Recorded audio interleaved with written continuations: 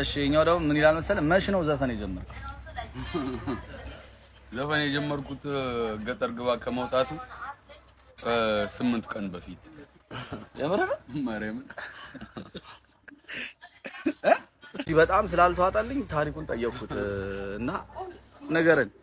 እሺ እንዴት ነው መሰለህ በቃ የህይወቴ ዝቅታ ውስጥ ነበርኩ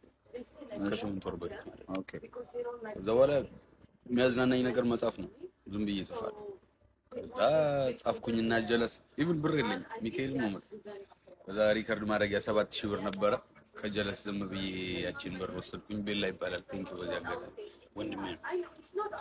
ተቀዳሁት ከዛ በኋላ ቲክታክ ላይ ፖስት አደረኩት ቲክታክ አትፍሩ ፖስት ማድረግ በዚያ አጋጣሚ ፖስት አደረኩት ብዙ ሰዎች ጋር ደረሰ ተንቺ ስነሳ 300 ሺህ ምናምን ታይቷል የገጠር ገበያች ሹርቶ ማለት ከዛ በቃ ዘፈን ጀመረ ሚስተር ብሊንግን አገኘው እሱ ቪዲዮውን ፕሮዲዩስ አደረገኝ አሁን he became a brother